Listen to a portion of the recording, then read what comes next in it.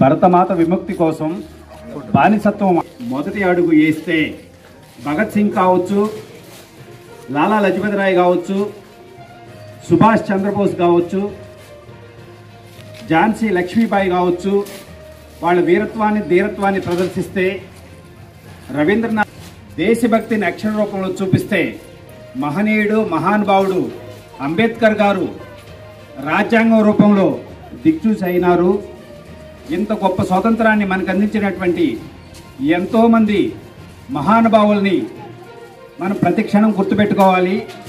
ఖచ్చితంగా స్వాతంత్ర దినోత్సవం రోజు వాళ్ళని స్మరించుకుంటూ నరనరాల్లో వాళ్ళ పోరాట పటిమని నింపుకొని వాళ్ళు ఆ రోజుల్లోనే సహాయ నిరాకరణ కావచ్చు, క్విట్ ఇండియా ఉద్యమం కావచ్చు, విదేశీ వస్తు బహిష్కరణ కావచ్చు, ఎన్నో ఉద్యమాలు చేసి మనకు స్వేచ్ఛావాయువులు ప్రసాదించారు.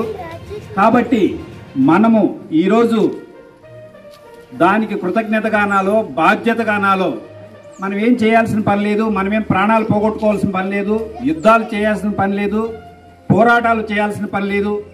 ఏదైతే మన బాధ్యత ఉందో ఆ బాధ్యతని సక్రంగా నిర్వర్తించి మన భరతమాత గౌరవాన్ని, మన మువ్వెన్నెల జెండా యొక్క ప్రతిష్టతని ప్రపంచంలోనే నంబర్ 1గా రెపరెపలాడే స్థితికి తీసుకురావాలని ప్రతి ఒక్కరిని పేరు పేరున వేడుకుంటూ ముగిస్తున్నాను. ఆకాంక్షలు. మరి మన దేశంలో జాతి మత కుల భేదాలు లేకుండా జరుపుకునేటువంటి ముఖ్యమైనటువంటి పండుగ మన స్వతంత్ర దినోత్సవం. మరి మన దేశానికి వ్యాపారస్తులుగా వచ్చి మరి మన దేశంలో ఉన్నటువంటి అనైక్యాన్ని అంటే యూనిటీ లేకపోవడాన్ని గమనించి క్రమేణా భారతదేశాన్ని ఆక్రమించుకొని మరి చాలా కాలం పాటు భారతదేశాన్ని పరిపాలించినటువంటి ఆంగ్లేయులకు వ్యతిరేకంగా మనం గణనీయమైనటువంటి ఉద్యమాలను నిర్వహించాం. మరి ఆ త్యాగదనులందరికీ కూడా ప్రత్యేకంగా ప్రతి ఒక్కరికి నీరాజనాలు తెలుపుకోవాలి. ఎందుకంటే మనం ఈనాడు